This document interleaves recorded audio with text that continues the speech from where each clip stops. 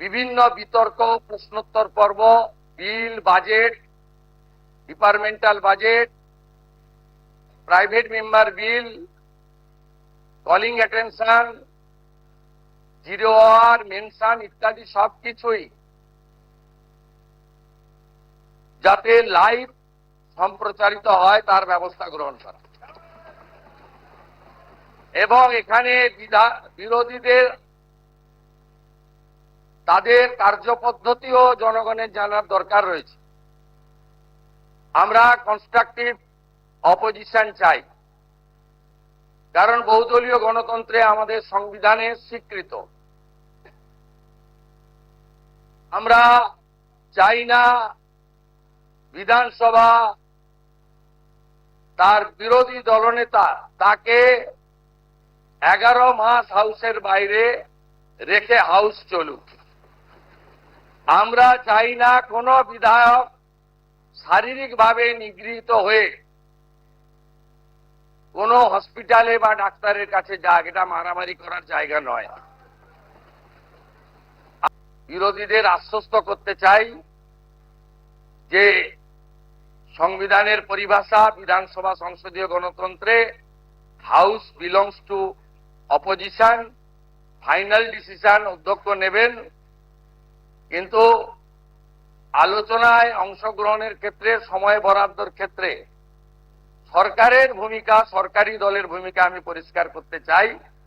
সংখ্যায় আপনারা অনেক কম হলেও আমরা 50-50 যে ভাগ আছে সেটা থেকে সরে যাব না। আমাদের সংখ্যা অনেক হলেও আপনাদের বেশি করে বলার সুযোগ যাতে অধ্যক্ষ দেন সরকার এবং সরকারি দলের, সেই ব্যবস্থা থাকবে। আমি মুখ্যমন্ত্রী হিসেবে মাননীয় বিধায়কদের কোন দল থেকে জিতেছেন বড় কথা নয়, মন্ত্রীদের সঙ্গে মিট করবেন, যদি না আপনাদের দলের আপত্তি না থাকে। মন্ত্রীদেরও বলবো বিরোধী দলের বিধায়করা অ্যাপয়েন্টমেন্ট চাইলে দেবেন। এলাকায় মন্ত্রীরা গেলে যে দলেরই বিধায়ক হন তাকে খবর দেবেন। এবং মাননীয় বিধায়ক, আমরা আগে চিঠি দিলে উত্তর দিতেন না অনেক মন্ত্রী, মুখ্যমন্ত্রীর তো প্রশ্নই ছিল না। আপনারা আমাকে চিঠি দিলেন, দেবেন, প্রাপ্তি স্বীকারও পাবেন এবং কিছুটা ইতিবাচক ফলাফলও পাবেন। আশ্বস্ত থাকুন, ভারতীয় জনতা পার্টি 21টা রাজ্যে মাননীয় নরেন্দ্র মোদীজির মার্গদর্শনে যেভাবে সরকার চালাচ্ছে, এই সরকারও তার অন্যথা করবে না। সবাই খুব ভালো থাকবেন।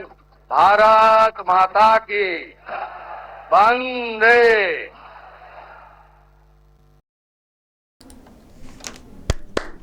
খুব ভালো লাগলো।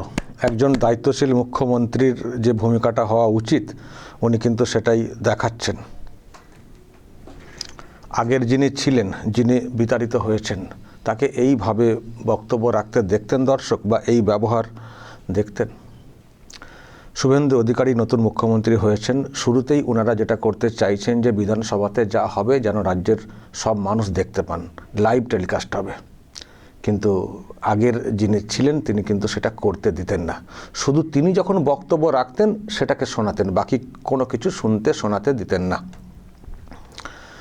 বিশেষ করে বিরোধীরা যখন কিছু বক্তব্য রাখতেন, অনেক সময় এটাও দেখেছি বিরোধী দলনেতা যখন উনি ছিলেন, উনি হয়তো তখন বক্তব্য রাখছেন, তাও উনাকে দেখানো হতো না ঠিক করে, মানে এই টাইপের হতো।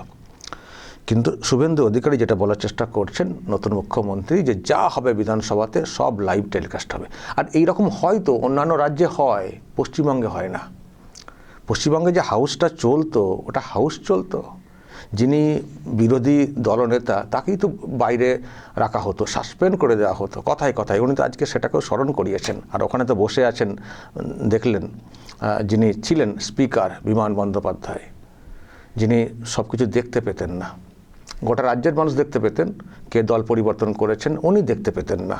মুকুল রায় বলুন বা অন্যদের ক্ষেত্রে নিশ্চয়ই শুনেছেন, দল পরিবর্তন করেছেন। দল পরিবর্তন করলে দল বিরোধী, মানে দল ত্যাগ বিরোধী আইন আছে না, উনি সেটাকে অ্যাপ্লাই করতেন না। শুভেন্দু অধিকারী বারবার সেদিকটাতে নজর দিয়েছিলেন, তারপর কোর্টে পর্যন্ত গিয়েছিলেন। কোর্টে যাওয়ার পরে একটা জাজমেন্ট এসেছিল, কিন্তু স্পিকার দেখতে পাননি।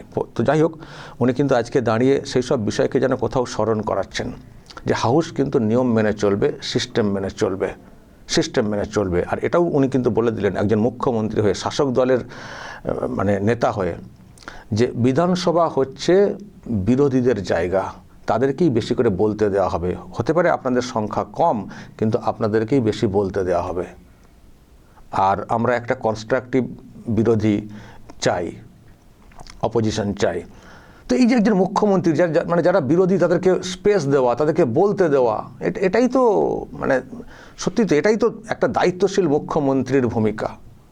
যে বিরোধী মানে তুচ্ছ নয়, তাদেরকে বলতে দিতে হবে, তাদেরই তো জায়গা বিধানসভাটা, উনি কিন্তু পরিষ্কার বললেন। এবং সেই সঙ্গে যেগুলো বলেছেন এই বলার মধ্যে ঠকাও আছে, মানে উনি যেগুলো বলছেন এগুলো অ্যাকচুয়ালি ঠুকছেন, মানে আগের সরকার যা যা করে গেছে সেগুলোকে জাস্ট টোকা দিচ্ছেন, ঠুকছেন।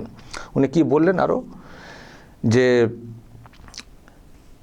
যখন কোনো মন্ত্রী কোনো এলাকাতে যাবেন, তো সেখানে গেলে যে দলেরই বিধায়ক হন না কেন তাকে ডাকবেন, বা কোনো এমএলএ অন্য দলের যদি মানে অ্যাপয়েন্টমেন্ট চান কোনো মন্ত্রীর সঙ্গে, সময় দেবেন, চিঠি দিলে উত্তর দেবেন। এই যে ব্যাপারগুলো, মানে এগুলো বলার মানে কি বলুন তো, এগুলো ওনারা করবেন সেটা তো বলছেনই, কিন্তু এর মাধ্যমে যারা ওখানে বসে আছেন বা মুখ্যমন্ত্রী, বিতাড়িত মুখ্যমন্ত্রী, উনি হয়তো শুনছেন, ওনাকে স্মরণ করাচ্ছেন যে আপনি কি করেছেন আর আমরা কীভাবে চলতে চাইছি। সত্যি তো আগে তো মুখ্যমন্ত্রী, মানে আবারও বলছি, বিতাড়িত মুখ্যমন্ত্রী, কখনো কখনো মমতা ব্যানার্জি যেহেতু 15 বছর ছিলেন না, ওনার সময় মুখ্যমন্ত্রী ডিরেক্টলি কথাটা বেরিয়ে যাচ্ছে। শুভেন্দু অধিকারী নতুন মুখ্যমন্ত্রী হয়েছেন, এখন আমরা অভ্যস্ত হয়ে পড়িনি, এখনও তো মনেই হয় না শুভেন্দু অধিকারী মুখ্যমন্ত্রী। সেই শুভেন্দু অধিকারী আমরা বলে যাই, বা আমরা শুভেন্দু দাও বলি, মানে এখনও আমাদের একটু সড়গড় হতে সময় লাগবে। কিন্তু উনি যেভাবে কাজ করছেন চিরস্মরণীয় হয়ে থাকবেন, দেখিয়ে দিচ্ছেন যে মুখ্যমন্ত্রীর ভূমিকা কী হওয়া উচিত। তো আগের মুখ্যমন্ত্রী কী করতেন, উনি মানে প্রশাসনিক বৈঠক করতেন, সেটা লাইভ টেলিকাস্ট হতো, বল মানে একটা সরকারি যে বিষয় সেটা তো উনি মেনটেন করতেন না। আইএস আইপিএস তাদেরকেও অনেকের ক্ষেত্রে তুই করেন। তো ওখানে কী করতেন, যেখানে উনি যেতেন কোনো জেলার বৈঠকে, যারা বিরোধী দলের এমএলএ তাদেরকে ডাকতেন না, এমএলএ এমপি তাদের কাউকে ডাকতেন না। তো সেটাই কার্যত স্মরণ করিয়ে দিয়ে ওনারা কীভাবে চলবেন সেটা মানে বলে দিচ্ছেন শুভেন্দু অধিকারী, যে যেখানে যাবেন সে যে দলেরই এমএলএ হন না কেন তাকে ডাকবেন, তার সঙ্গে কথা বলবেন, ডাকবেন তাদের, মানে এবং এটাও বললেন যে চিঠি দিলে প্রাপ্তির শিকার, মানে ওনাকে দিলেও উনি প্রাপ্তির শিকার করবেন এবং ইতিবাচক এটাও দেখতে পাবেন। আর আগের যিনি ছিলেন তিনি তো অন্য মন্ত্রীরাই কিছু করতেন না, তার তো মানে এই নেই। তো এখানে এসব চলবে না, এখানে সব ঠিকঠাকভাবে চলবে। উনি এটা যেটা বলার চেষ্টা করলেন যে বিধানসভার মতো করে চলবে। আরও অনেক কথা বলেছেন দর্শক, মানে খুব ভালো ভূমিকা আমি দেখলাম যে অনেক দিন পরে একজন মুখ্যমন্ত্রীকে দেখছি যে বিধানসভাটা যেহেতু আমরা শাসক, তার মানে আমাদেরই সব কিছু, বিরোধীদের কোনো জায়গা নেই, ওই টাইপের না। বিধানসভাটাকে মানে চালানোর, নিয়ম মেনে চালানোর একটা অঙ্গীকার উনি কিন্তু আজকে করেছেন। আর কেমন চলছে বা কেমন চলবে শুধু দেখতেই তো পাবেন। লাইভ টেলিকাস্টের ব্যাপারটা করে দিয়েছেন না, চুপি গোপন কিছু না, ফুল ফ্লেজে বিধানসভা চলবে, নিয়ম মেনে চলবে। বিরোধীরা বলবেন, তাদেরকে বলতে দেওয়া হবে, তাদের মাইককে অফ করে দেওয়া, কেটে দেওয়া, সাসপেন্ড করে দেওয়া, এইসব কিন্তু হবে না। ওকে, তো ফলে শুভেন্দু অধিকারী আজকে যেভাবে ভাষণটা দিয়েছেন, আমার তো দর্শক মনে হয় আমার নিজেরই খুব ভালো লেগেছে, আপনাদেরও হয়তো অনেকেরই ভালো লাগবে, যে সত্যি একজন দায়িত্বশীল মুখ্যমন্ত্রী হলে মানে তিনি কি করেন, কি করতে পারেন, এবং এই বিধানসভা, এই যে গণতন্ত্রের যে পীঠস্থান আমরা বলি, সেটার যে মর্যাদা রাখার চেষ্টা করছেন প্রথম থেকেই, এটা সত্যি একটা বড় পাওনা, বড় ব্যাপার। আর যিনি স্পিকার, ওখানে প্রাক্তন স্পিকার যিনি বসে আছেন, তার হয়তো মনে মনে লজ্জা পাওয়া উচিত, যদি মিনিমাম লজ্জা থাকে, যে আমি কিভাবে চালিয়েছি। তবে দর্শক, আজকে যখন বলতে দেওয়া হয় অনেককে বিভিন্ন দলের, যেহেতু আজকে নতুন স্পিকার ঠিক হয়েছেন, তো যখন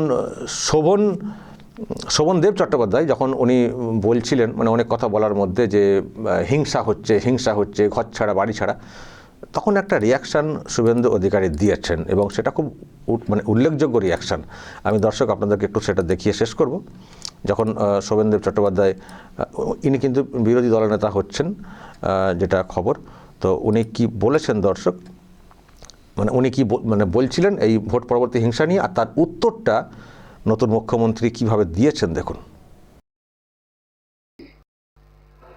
গণতন্ত্রের উৎসব, যে উৎসবে আপনারা স্লোগান দিয়ে বলেছিলেন ভয় নয় ভরসা, মাইক্রোফোন দিয়ে বলছি, ভয় নয় ভরসা বলছি, ভয় নয় ভরসা বলেছিলেন।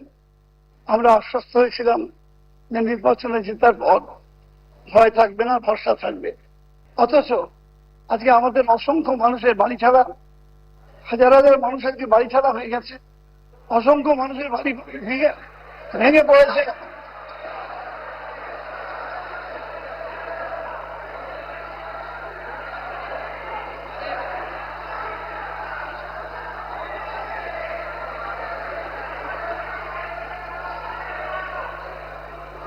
মাননীয় সদস্যরা, আমি আপনাদের বলছি, আজকে অধ্যক্ষকে শুভেচ্ছা স্বাগত জানানোর প্রক্রিয়া, কিন্তু আজকে ওনারা এজেন্ডার বাইরে গিয়ে বলছেন, আপনারা শুনুন, বাধা দেবেন না, ঠিক যথাসময়ে উত্তর সরকার দিয়ে দেবে। আপনারা বলতে দিন, আপনাদের সব সবাই বলবো, আপনারা অ্যালাউ করুন না, বলতে দিন না। আমাদের সংবিধানে বাক স্বাধীনতা দিয়েছে, যা খুশি বলতে দেন, আমাদের কর্মই আমাদের পরিচয় হয়।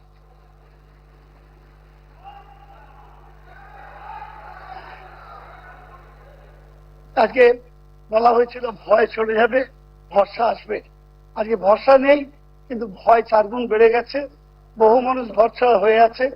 আজকে আমি মুখ্যমন্ত্রীর কাছে অনুরোধ করব এবং স্পিকারের মাধ্যমে সবাইকে কাছে অনুরোধ করব, যখন কথা দিয়েছিলেন ভয় নয় ভরসা, আজকে আপনারা সেই ব্যবস্থা করুন যাতে করে ভরসা ফিরে এসে মানুষ তার নিজের বাড়িতে ফিরতে পারে।